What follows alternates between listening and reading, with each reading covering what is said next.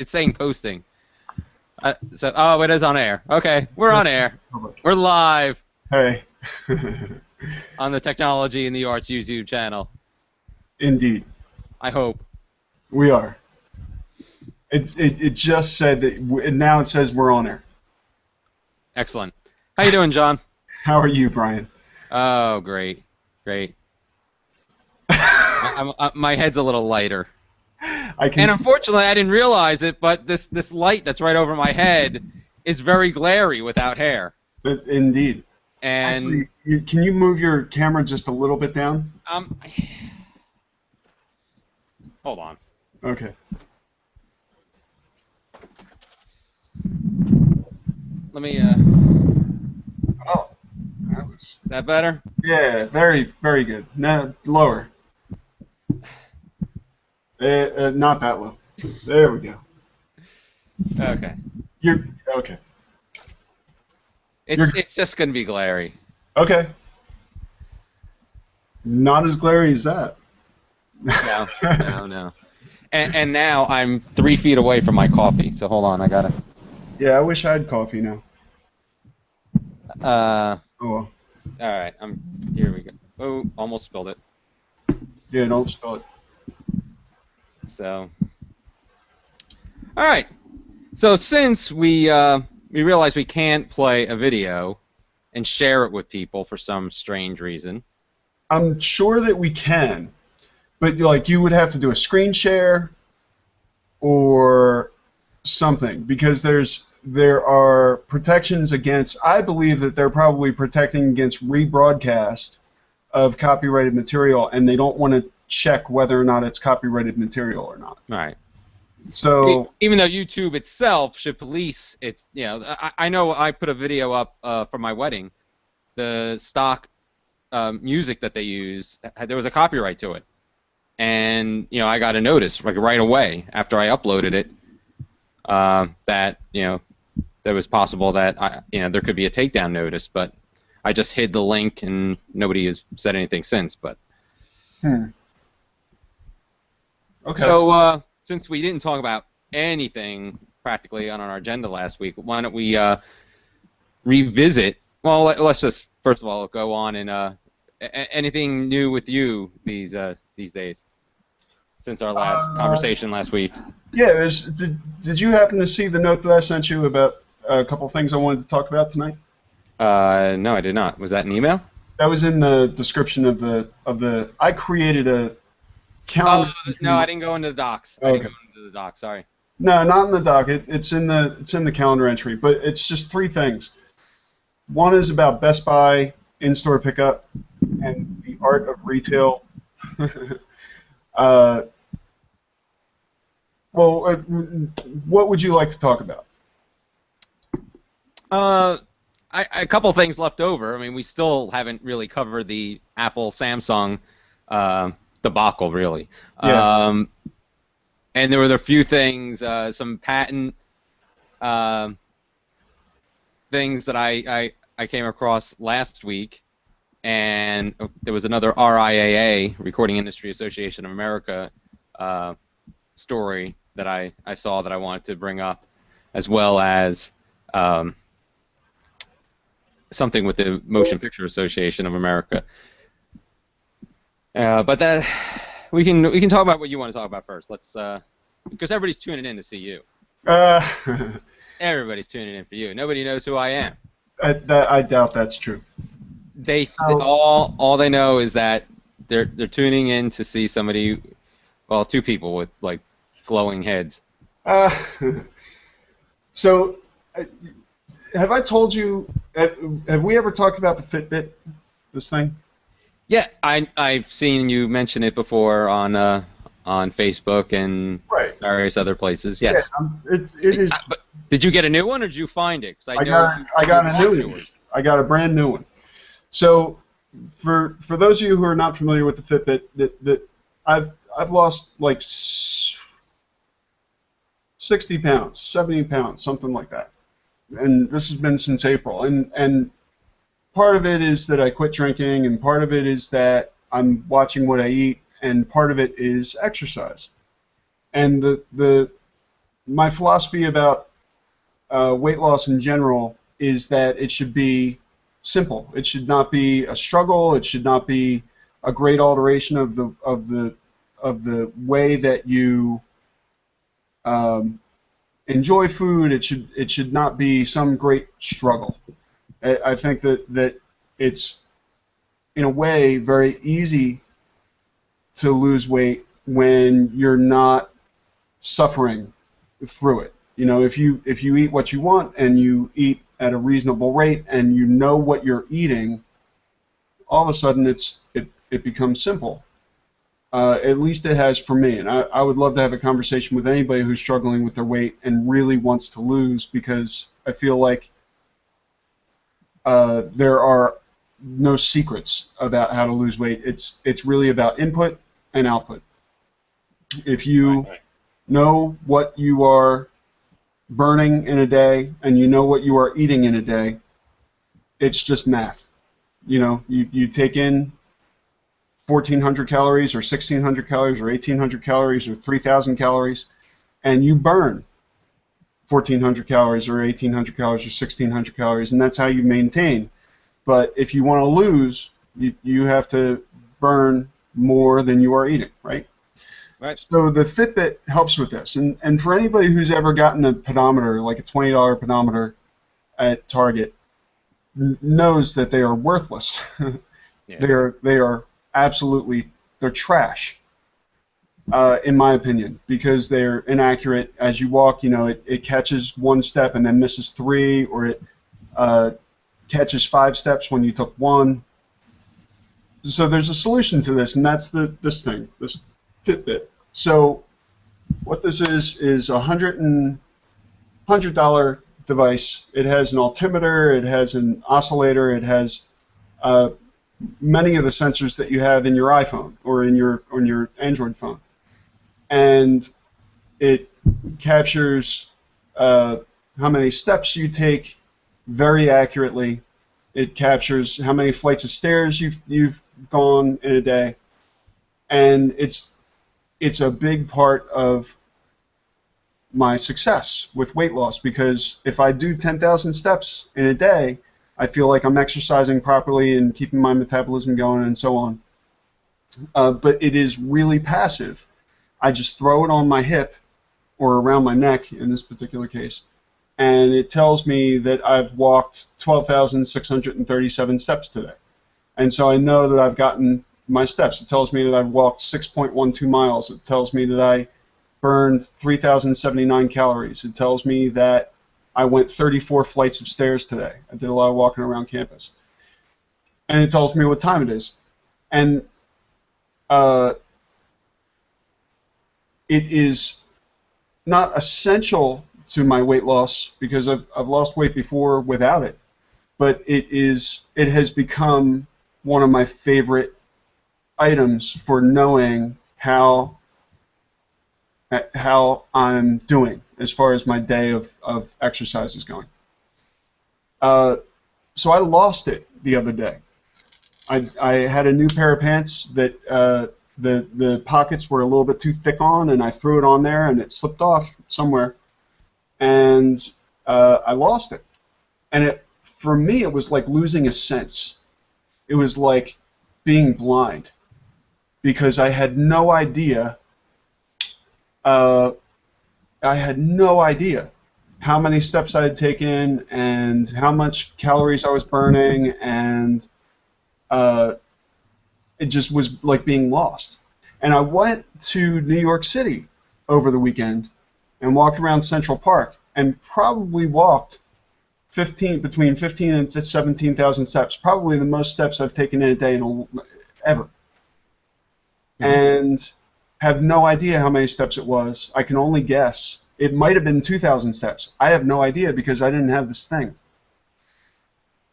And it really upset me not to have it. It's worth the $100. As a matter of fact, in my case, it's worth $200.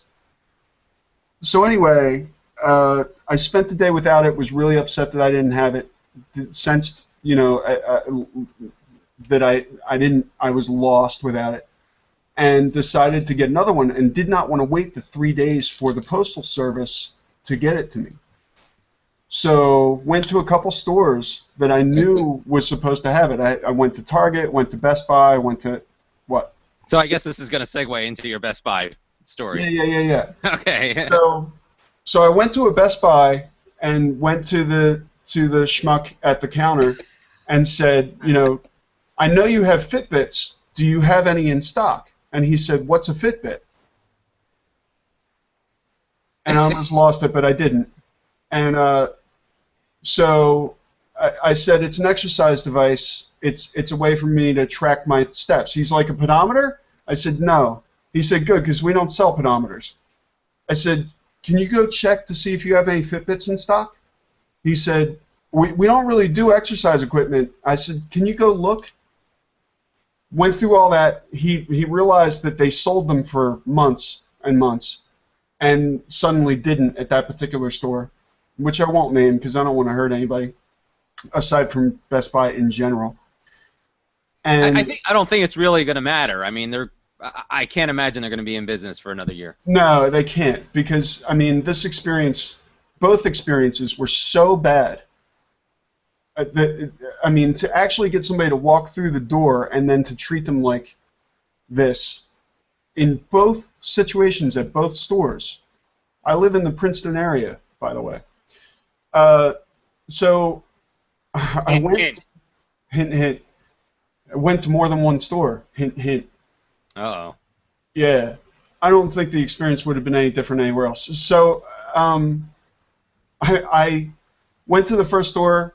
He had no idea what a Fitbit was, doesn't know anything, doesn't know that they sell electronic devices, apparently. Doesn't know that, whatever. He just didn't know. And another person came up to me and said, are you being helped? I said, no, not really. Can you tell me if you have Fitbits in stock? And they went and looked. And eventually, they found out they didn't have it and blah, blah, blah. So I go online and say, well, where can I go pick one up? And Fitbit makes it very clear. You can pick them up at these fine retail locations, including Best Buy. And, yeah, so Best Buy has a in-store pickup. And the way that their in-store pickup works is that you order it online, you pay for it online, and they send you an email when it's ready. They tell you if it's in stock at the particular store.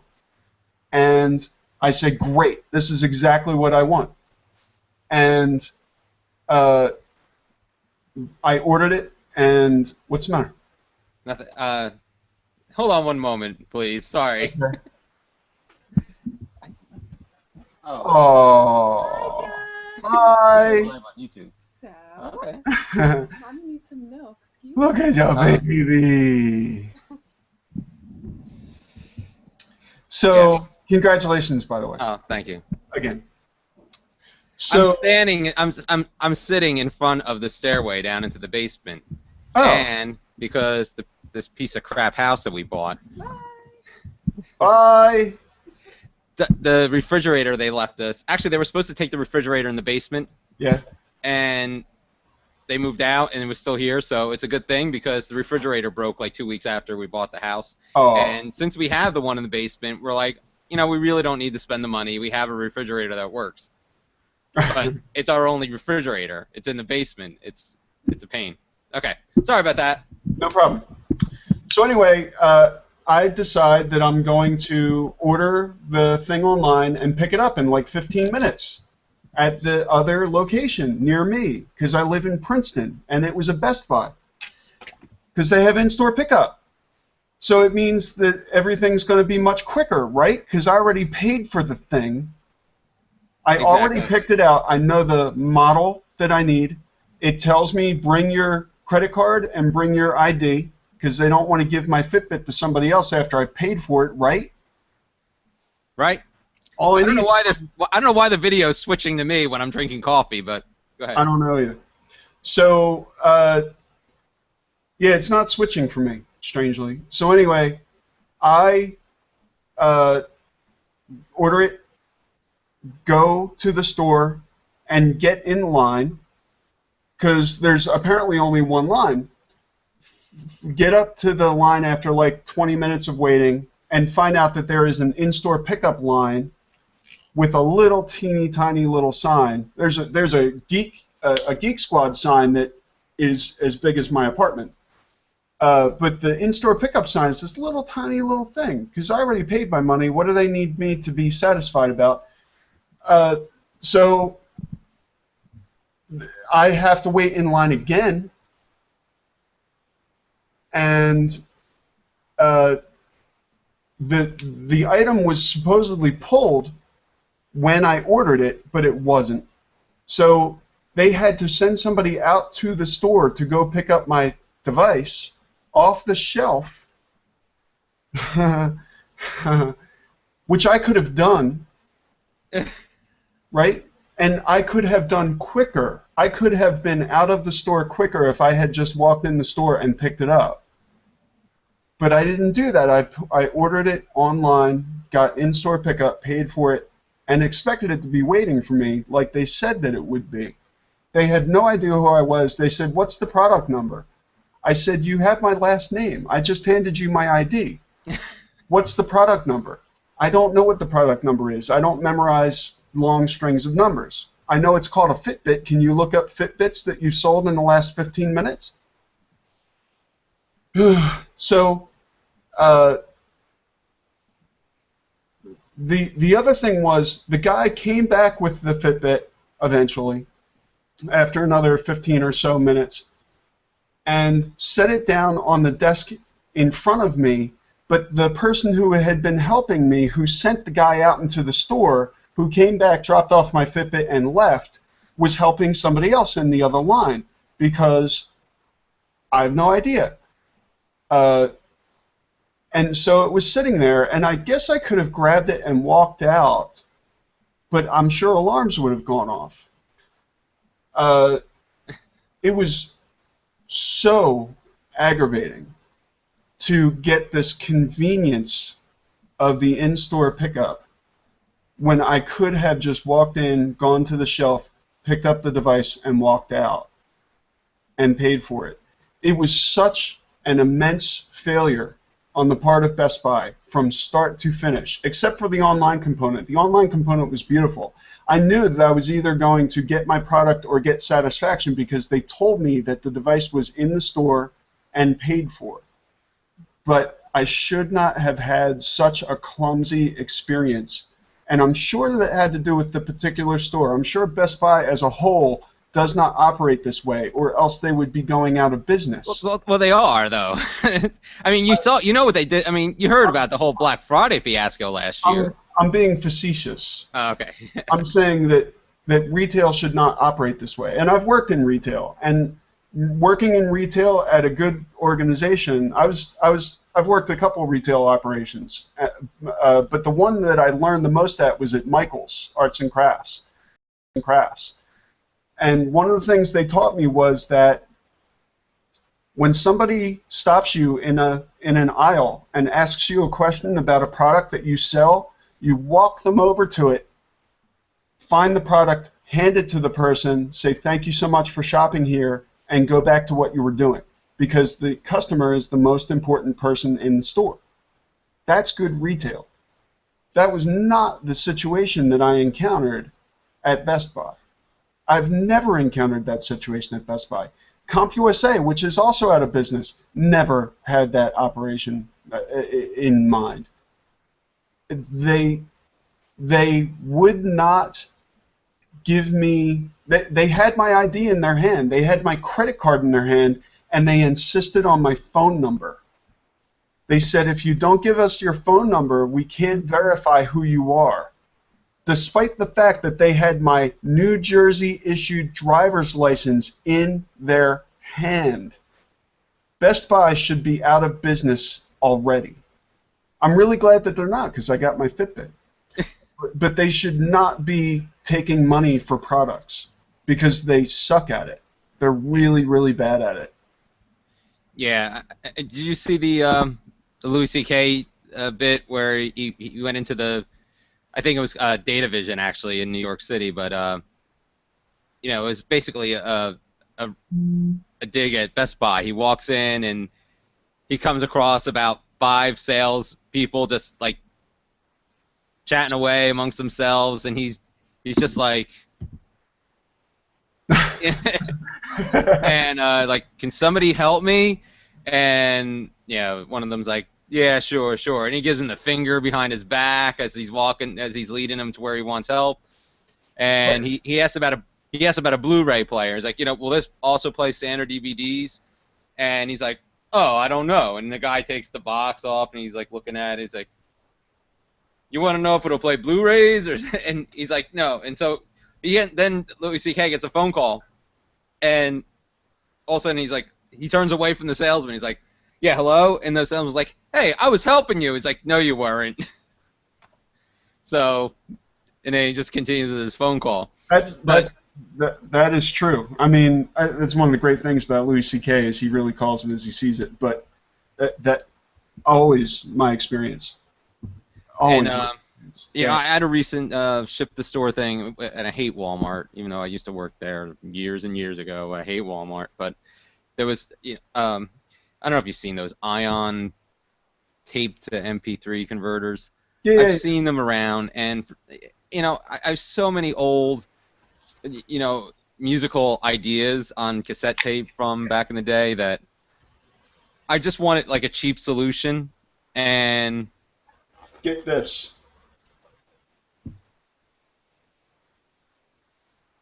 Okay. Get that. Because the Ion thing is $60. Well, no, that's the thing. Walmart had it for like 30. Yeah, this is 10. Okay. And this will plug into any standard line-in jack, and it will allow you to record your cassette. Right. Well, I like the USB functionality. That was the thing that I was. What's the benefit, though? Yeah. But because I mean, I'm still digitizing it. Still digitizing it. But anyway, I saw it was cheap. I saw it was an all-in-one solution, but the tape speed is so freaking slow. Yeah. So it's like unusable. But anyway, I have it shipped to the Hamilton store. I will name cities and venues and retail establishments. So I go to the Hamilton, and I knew there was a special area I had to go to, but I couldn't find it either. Yeah. And there it is. It's in the back of the store, and it's a small sign, the ship to store pickup. And there are like 3 off-duty Walmart employees like chatting away back there, and I'm like standing there for like literally close to 10 minutes. There's like a little touch screen that you're supposed to touch, and it's like calling customer service, whatever it says on the screen. Nobody's coming, and none of the off-duty people would even say, you know what, you've been here a few minutes. Let me flag down somebody. People were actual employees that were on the clock were going back and forth into the back room area. Nobody stopped to ask me if I was being helped at any point, and I'm like, this is crazy. In contrast, just something that comes to mind. You remember Ron Walker from Rider University? Yeah. We would get together and just sort of talk about stuff sometimes, or like go get coffee or whatever. He would pick up trash as we walked around campus. He was another person who like gave me like real insight into what it is to care about the place that you work for, and to care about the people who use the place that you work for. He didn't need to pick up trash. They have people for that. But he was so invested in making his environment better. And like I myself, I was walking around Princeton this weekend, the city, not the university, and I picked up more than one piece of trash and threw it in the trash, not because I needed to, not because there wasn't somebody who could have done that, but because it's like I don't want somebody to have a worse experience than I have at the place that I work, because I love the place that I work. You know what I mean? And like, if you don't love working at Walmart, if you're not the guy, the greeter at the door, and like, smile because you need to, maybe you should be doing something else. And if you see somebody who needs help, like, help them. That is the job in retail, helping people to buy stuff. Yeah, it's and that's why retail brick and mortar stores, it's really hard to find, successful outlets. They just don't know about customer service. It's crazy. But there was another side of that. So I actually call the main number of the store Yeah, while I'm in the store, right. and I'm Sometimes you like, have to do that. yeah, and I'm like, I'm back at the ship to store thing. There's like 3 employees that I'm assuming are off duty, and at least I hope they're off duty, off the clock, and I'm trying to pick this thing up, and nobody's helping me. And they're like, oh, we'll send somebody back there right away. It was still like another 5-6 minutes. It was just dreadful. But I finally got it, and then of course I got it home. It's a piece of crap. That's what I get for going to Walmart. I was thinking we should rename the podcast This Week in Kvetch. Yeah. Well, that was the last podcast. But I mean, it really is about technology. You and I both have a passion for technology, and there is an art to retail. There is something about converting somebody from a browser to a customer. And I was converted before I walked in, and was almost like, if I didn't want this thing this badly, there's no way I would have stood for it. Right. To wait essentially 35 minutes for something I'd already paid for. It's ridiculous. All right, so we got that out of the way. Why don't we circle back and finally say some things about this Apple Samsung thing? Okay. So if you want to go first, since I know you have very pointed feelings about or against Apple. Well, it's not necessarily against Apple products. It's about the way, and in this particular case, I mean, Apple has a defense. I have a lot to say on both sides. I mean, Samsung should have been more original. However, there are or at least not left notes basically saying, oh, we got to make it look like the iPhone. Well, so here's the thing. There was a really great post.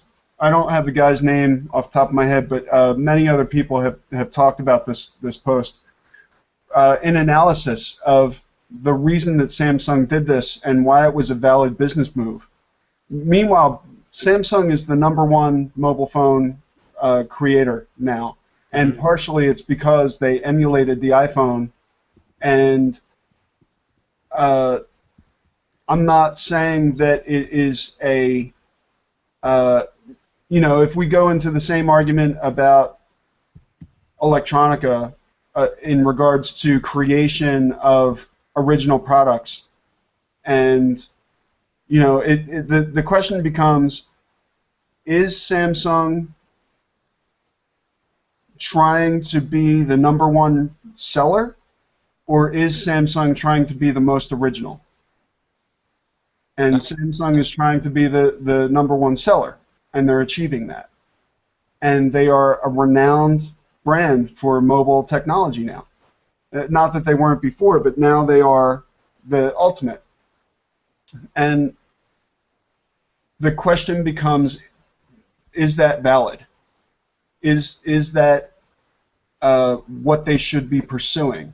The answer, in my opinion, is it's a moot point, because now they can have validity in lots of ways. They can innovate, as they have with the Galaxy S3. They can avoid continuing to pursue just doing what Apple did in hardware, and pursue true originality and have it be defensible from a philosophical standpoint, from a moral standpoint, from all these standpoints. Worst case scenario, they're going to pay $3 billion, which was essentially their price for R&D for mobile technology.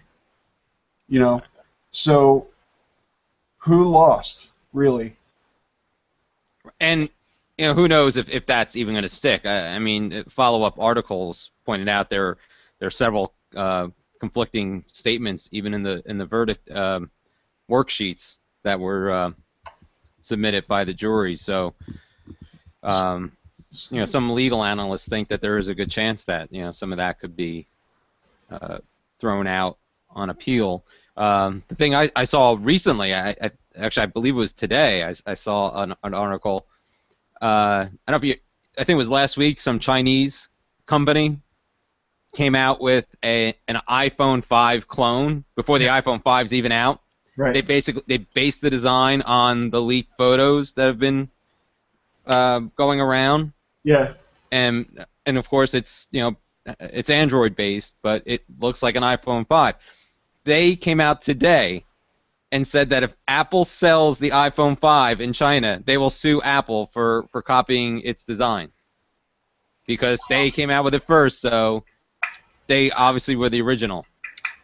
Crazy. But who knows? Yeah, it's China, who knows what the ground rules are, but I don't think it looks good for Apple. Yeah, not really. Crazy. It's crazy. And the thing that's really silly about it all is Apple has been copying off of people forever. Yeah. I mean, almost everything they came out with was based on a previous design by a competitor. I mean, the Mac OS is from Xerox. Right. It's just really absurd that they're going after these companies now when Apple's just lucky that back in those days, back in their in the formative years of the technology industry, I don't think anybody wanted to venture into those waters of suing over design design principles and design intellectual property, I guess, based on design. So a friend of mine, my friend Jason Pester, who he was posting all these different examples, the iPod and MP3 players that came before it, and with one had a circular wheel in the middle and circular buttons, and what was the other? Palm with rounded rectangles. Right. None of this is new, but yet the thing that sets it apart is Samsung was so blatant about it. Right. But really, it's been going on forever. And I remember when e-machines came out with the all-in-one computer after Apple came out with the iMac, and they went after them. But really, I mean, is it that much of a stretch to just have an all-in-one computer and put a color on it? No, I mean, and there is uniquity to a lot of the things that Apple has done. They did innovate, but I mean, it's the same argument. If you gain ground by emulating success, you get the breathing room to innovate. And right. I'm really excited to see what Samsung does over the next 3 years, because now they have the breathing room to be able to. They have household name recognition, and they are doing they're exactly where they need to be in order to be truly innovative. Right, but there's two ways it can go. It can go that way where they're like, okay, you know what? We don't want to be dragged into this anymore. Let's really innovate. Let's come up with our own stuff that's gonna blow Apple out of the water. And every company out there can be doing that. And should be doing that. Yeah, but the problem is this ruling kind of has this dangerous precedent where are people going to be designers and developers, are they going to be afraid to infringe upon a patent? And is it going to stifle technology, or is it going to lead to a golden age of innovation? And my signal is, there we go, it's a little better now. So yeah, I mean, the other thing about it is the one group that really loses in the immediate is the buying public. If it's like if Samsung was just emulating Apple up until this point, it meant there was no choice. You know, you essentially had the iPhone or something just like the iPhone. Although there are many reasons why that's not exactly true. Uh, where is innovation? You know, that's one of the things I really like about Android, and one of the ways I defend it is by saying the same thing that Android naysayers call forking, right? Where you essentially have a different experience on every Android phone. I call choice. I just choose not to choose. I choose not to have these non-Google experiences. The devices I get are Nexus devices because I like what Google is doing with Android directly. What are you laughing about? No, I'm trying to put a shield above this light, or in between me and this light, but it's not working. So go ahead. So post-production, Brian. There is no post-production. There is no post-production. That's right. Uh, my feeling is just that, you know, now I think innovation can happen at a greater clip. Some of the contenders have been shaken out. I think that Microsoft is in a really bad position. A lot of people disagree with me.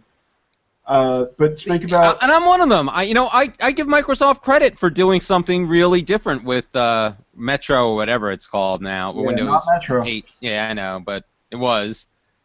It's different, and a lot of people I follow, like that experience. But to me, it still looks clunky. But I'm not happy with the way that there is this need for a translation for the mobile experience on the desktop.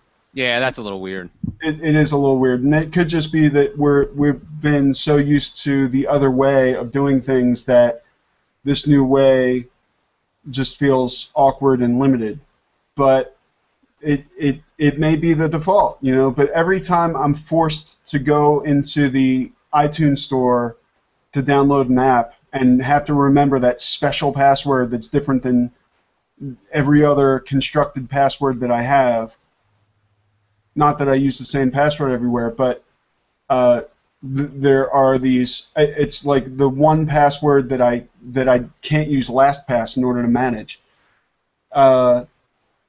It seems clumsy to me, and maybe I'm just used to the old way.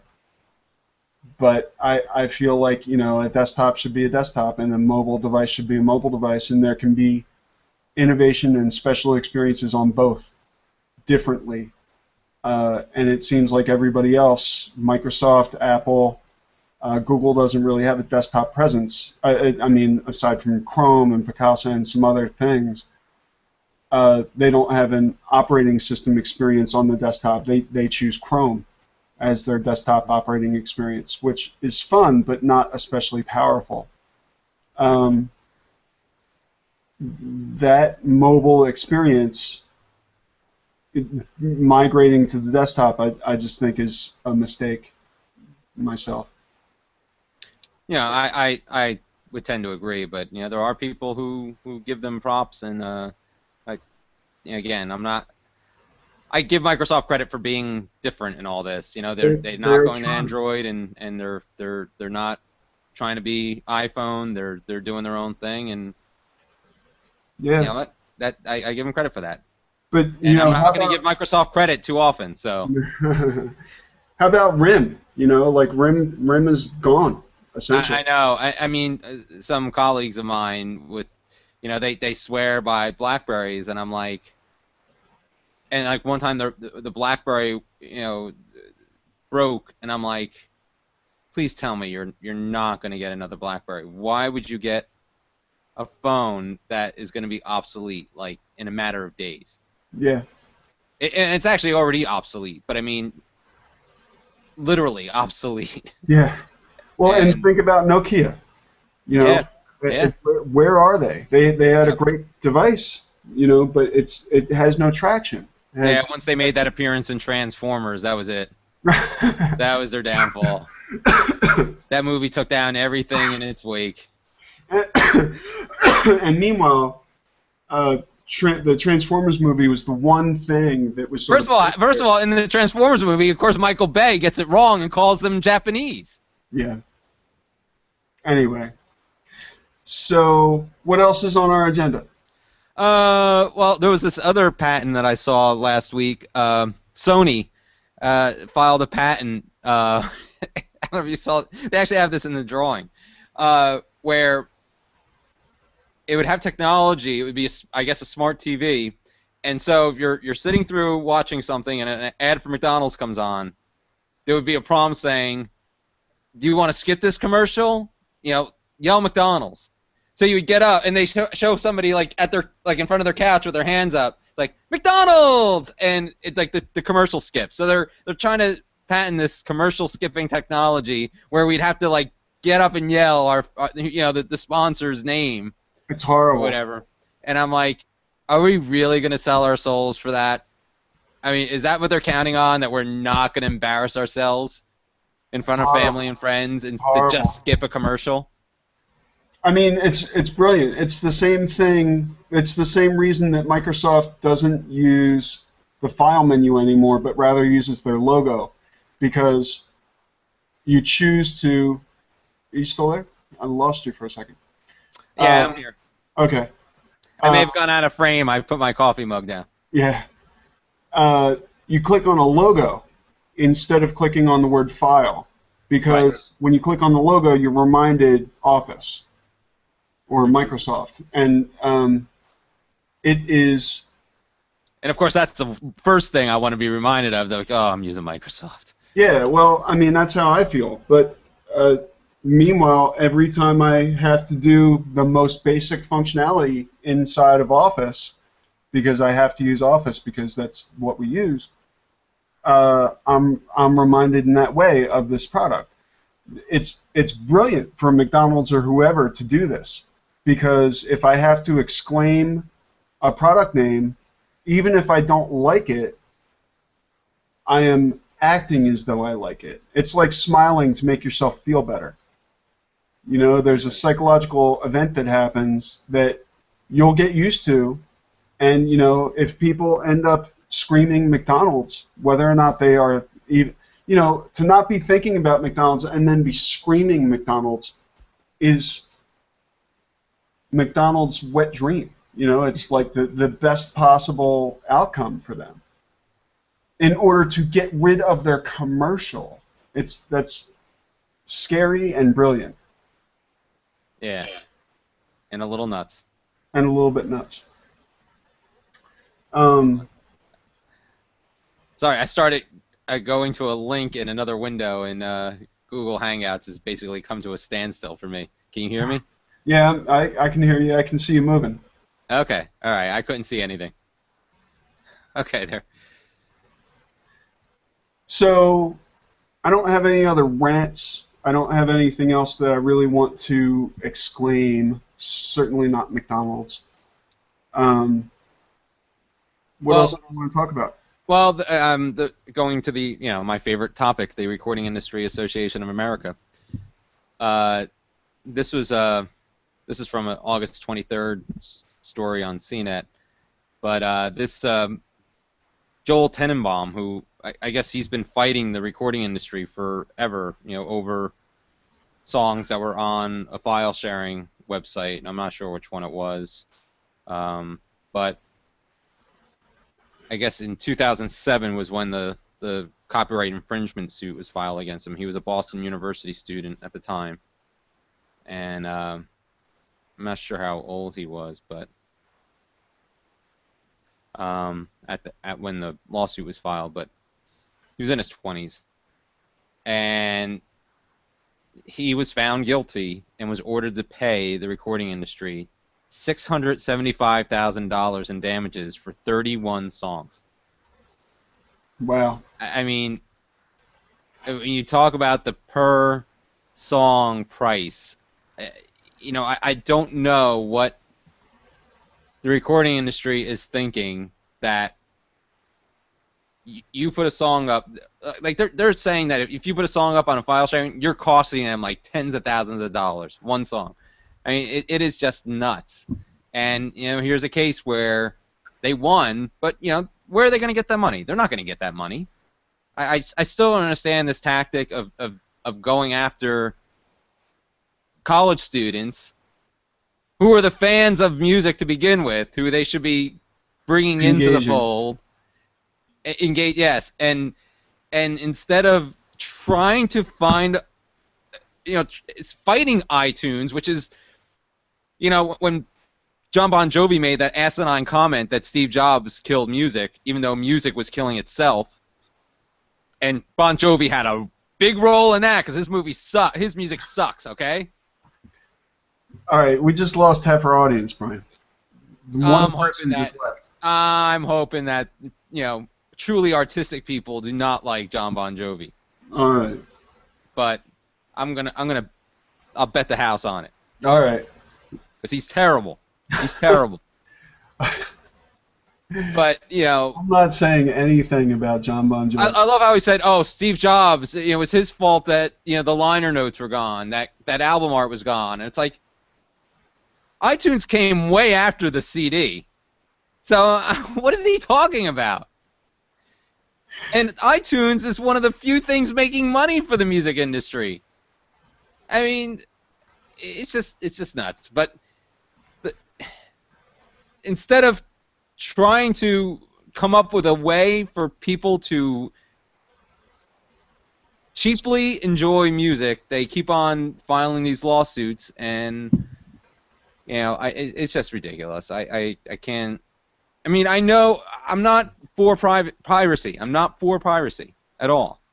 I mean, I downloaded my share of torrents back in the day, or tortoises, whatever you want to say. But I downloaded my share of torrents, back in the day, mostly Doctor Who. But then I'd buy the DVDs anyway. Right. So, it wasn't like I wasn't paying down the road at some point. I just wanted to watch them, Right. I wanted to watch the episodes right away instead of waiting months for them. Now they're on the same day that they air in the UK. It's not a big deal. Yeah. I still changed my internet proxy on Firefox so I can watch them live streaming from the BBC site. Yeah. But because 5 hours is still 5 hours. But it astounds me. And then the other thing was the Motion Picture Association of America. That was another story where they talk about piracy too, and they talked about, this is from Scientific American, if I can get to this without the video totally cutting out. But the whole point was that, like, the top 10 movies, the top 10 most popular movies that people want to watch online aren't available online. So where else are they going to watch it? And some of them aren't even available on DVD. Right. Some of the movies that are on the list, Disney doesn't even make them available right now. You have to wait for the cycle when they come back out. And and on the writer of the article, called Disney and was like, why don't you have your DVDs out all the time? And nobody got back to them.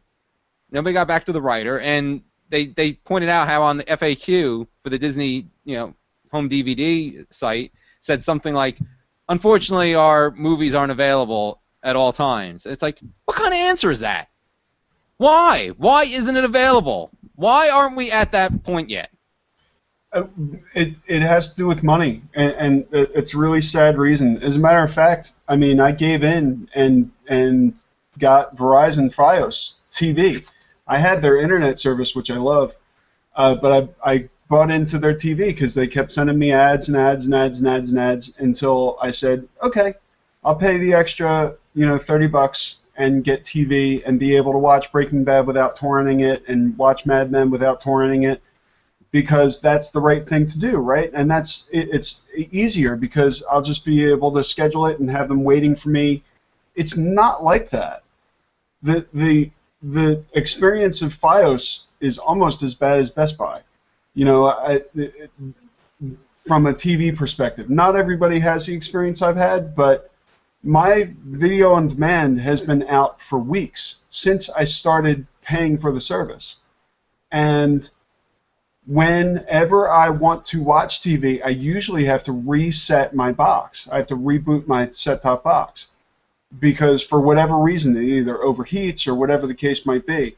And I really don't have the half an hour it takes to call and troubleshoot it and maybe have to pack up the box and send it back out and blah, blah, blah. I just want to cancel it, but they're going to charge me to cancel it because they get their money on one end or the other. It makes me just want to torrent because that way I can watch whatever I want. You know, I wish I could pay a torrenting company to legitimately pay the suppliers of that content, or that the content was available in legitimate form that I could just go and get it. And those two particular cases I mentioned, they practically are, you know, but I'm not going to have an up-to-the-minute experience on Hulu. I'm not going to have an up-to-the-minute. The only way that I have that experience is by having Verizon Fios, but I'm not having that experience. It's again, it's clumsy and fraught with disappointment, and it shouldn't be that way because if I just torrent, I can have it the next day and be able to watch it without commercials. Right. And that is such a, why doesn't somebody commercialize that? Right. By the way, here's the paragraph that it was the basically the crux of this post. It talks about how you know, if you don't make your product available legally, guess what? The people will get it illegally. And again, this is from Scientific American. Traffic to illegal download sites has more than sextupled since 2009, and file downloading is expected to grow about 23% annually until 2015. Why? That's my favorite new word, by the way. What? Sextuple. Sextupled, yeah. But okay, so it says why? Of the 10 most pirated movies of 2011, guess how many of them are available to rent online as of this writing in 2012? 4. 0. 0. So here they are fighting piracy, and it's like the people want these movies. They want to watch them online, and they're not even giving them an option to watch them online legally. It's like, why do they leave the money on the table?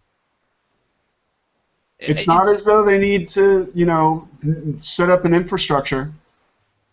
It's just astounding. It's just crazy. Supply and demand or something. I don't know what they're doing. I mean, the Star Wars movies aren't available. Raiders of the Lost Ark. Well, I mean, Star Wars, you can blame Lucas. He's totally out of touch now. Yeah. Well, he's touching his money. Yeah, but yeah, he's nuts. You know what? I don't even get excited when I see Star Wars anymore. It's sad. I do not get excited when I see Star Wars anymore because he has just totally killed that franchise for me. He killed his own franchise in my eyes. Yeah, I don't know. I mean, it's his to kill, right? Yeah, but he killed it for me. It just, people say, oh, it's Star Wars, and I'm like, Hayden Christensen, like, I can't deal with that.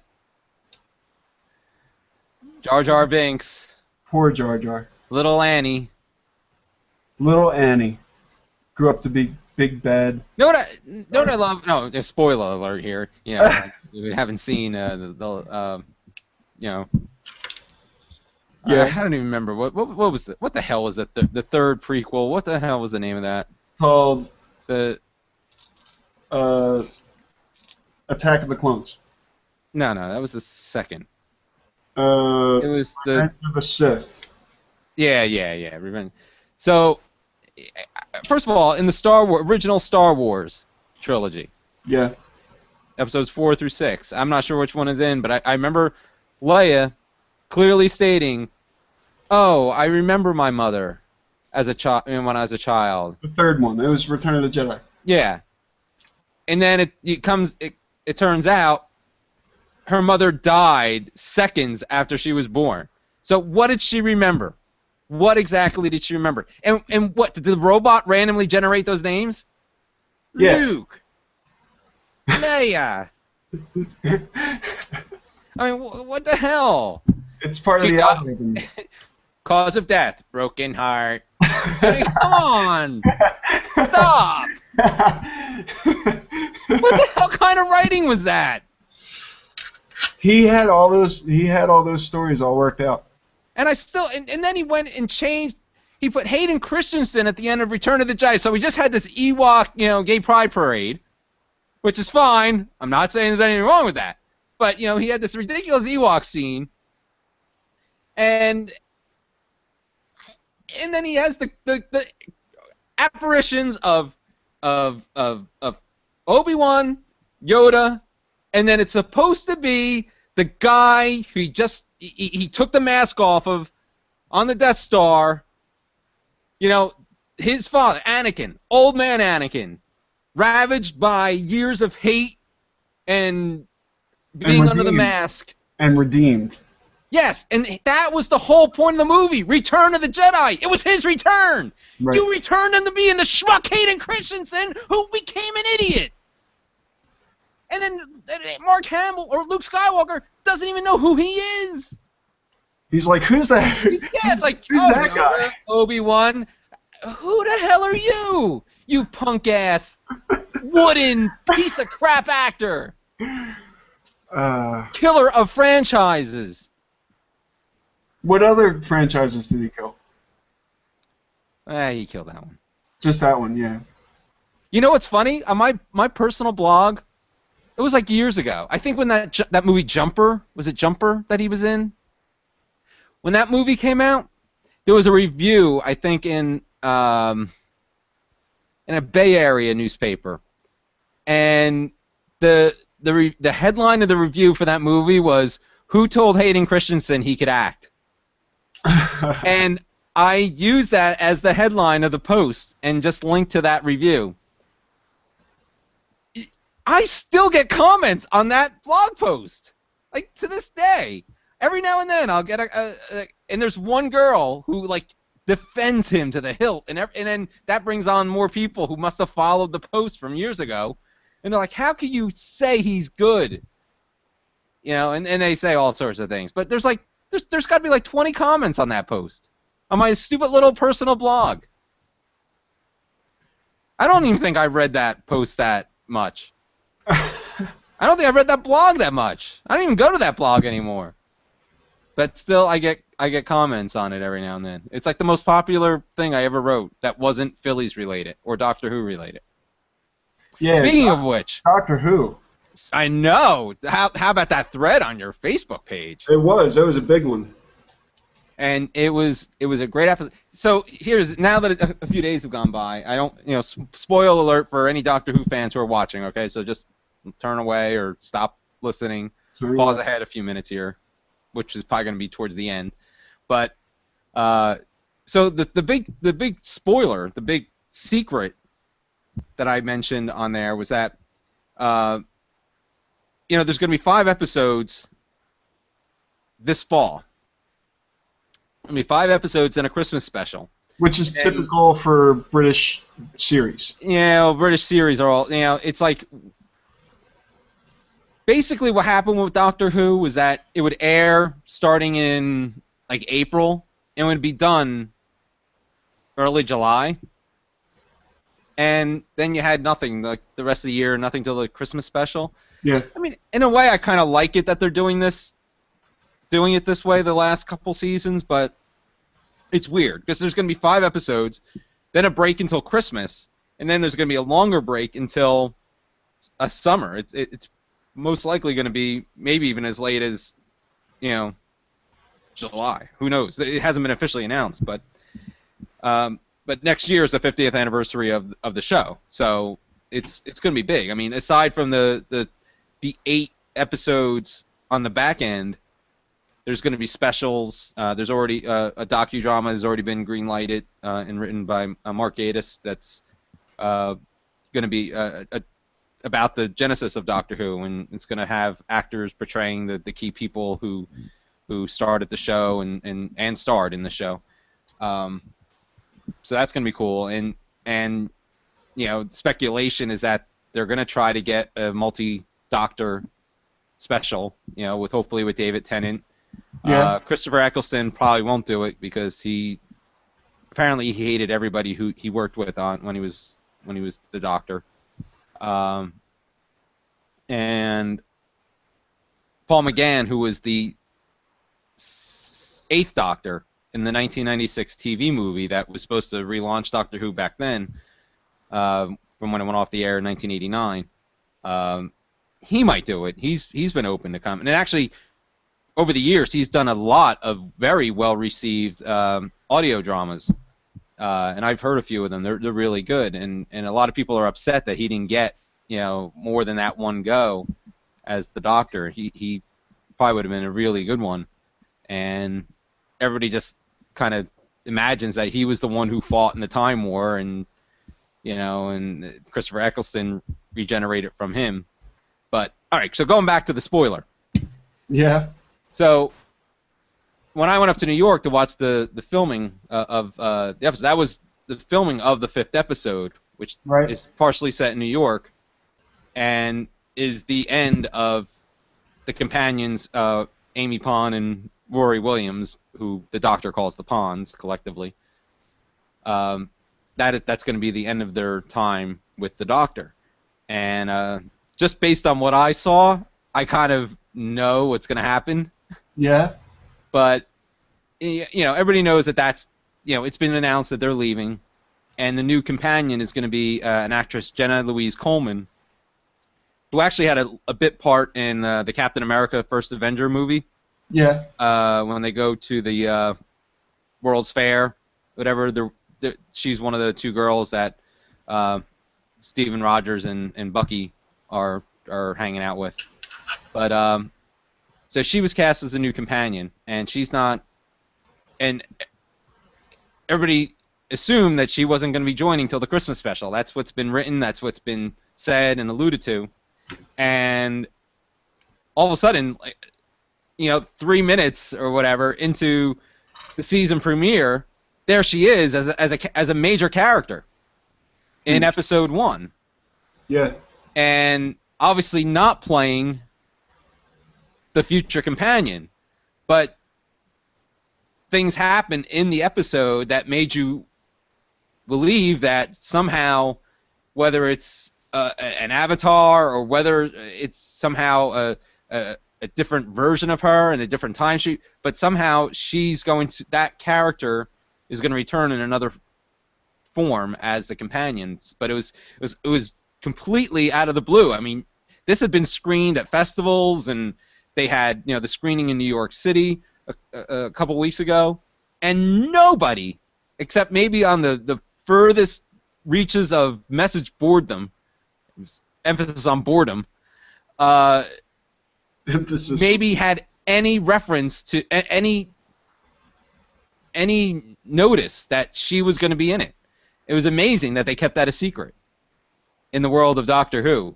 And because Stephen Moffat's gone on Twitter and blasted people who gave up, secrets from advanced screenings and such. And he actually went on Twitter and thanked Who fans and media profusely for keeping that secret. So that was what was amazing. And then the episode was amazing too. So yeah, I heard a lot of people really liked it. It was good. They're going for, the last couple of seasons. There's been this. They've really played up the overarching storyline where if there's something each week that follows through, and Moffat decided that they needed to scale back from that standpoint, but really expand the scope of each episode. So each episode, they're really going after 5 weekly blockbusters, and you can tell. I mean, it was just really great acting, really great writing, and I'm looking forward to these next 4 weeks. Which unfortunately, I mean, that's it then, and it's a Christmas special. But Well, and did you get my list of must-watch Doctor Who? I did. I'm gonna probably get started on watching Doctor Who when I've actually a lot of physical media I need to get through before I go too deep into. There's actually a couple shows that I follow that I'm just behind on, but there's also like a lot of books that I'm reading right now that, of course, reading I think has an expansion to it that watching shows has, cuts you down to an hour or half an hour or whatever. Yeah. And so my media schedule is a little heavy for me to get into a new series, but it's definitely on my list. And I'll probably, I might not get to it until after the season is over, but maybe I can just watch the whole thing right through. Yeah. Like I said, I mean, Blink from season 3 with Carey Mulligan before she became a huge star. And that episode doesn't even really have the Doctor in it much. Yeah. But it's just an amazing piece of television. And Stephen Moffat wrote that one back before he was showrunner, and introduced the Weeping Angels, who are a great enemy now. They're right up there with the Daleks. Actually, there was a recent poll in the UK that the Weeping Angels beat out the Daleks as the most popular villains now in Doctor Who. But Blink, The Doctor's Wife, which was written by Neil Gaiman, which just won a Hugo the other night for best dramatic presentation short form. And Vincent and the Doctor, I think you would like. Yeah, I think I would like all of it. It's just, Yeah, I know it's the time, but I would start at least go with those 3, because then you gotta have a nice they're standalone. I mean, there's not really much storylines that you'll be not. I'm trying to think. Yeah, there's not a lot of play on the storylines in those 3 episodes, so you shouldn't be too confused. no, I'll probably be confused, but that's mostly me. But So, got it. Gotta watch Doctor Who. Stop. yes, and you have to be up with all your friends. All your friends watch Doctor Who. Stop it. Gotta down with the RIAA. Down with MPAA. No more Best Buy. And what else? Get a Fitbit. All right, are we down with OPP? Yeah, of course. You know me. All right. Until Oh, I can't believe I did that. next week, we're going to keep doing this, you think? Yeah, why not? Why not? Yeah, we'll try to condense our agenda a bit. Yeah, well, we had to carry over last week's agenda. Yeah. Well, that was a good glad we conversation last week. I'm glad we talked about last week's agenda. Me too. So now we can start clean and streamline this, and maybe somehow write to Google and say, this content on this video is totally ours. We would like to share it with everybody. Maybe we'll do a test instead of a broadcast, and we'll see if we can get it to go. Right, but then we might see it, and then once we go live, nobody will still see it. All right. Until next week. Okay. This is Same YouTube channel. Yeah, different YouTube channel. or well, and who knows what time or day, whatever. Just look for some notice somewhere on Facebook, on Twitter, Yeah. Google Plus. Make sure to like the video, and then people will see it. And so. Yep. Share it away. Thanks, Brian. Thank you, John. I'll talk to you soon. All right. Take care. Bye.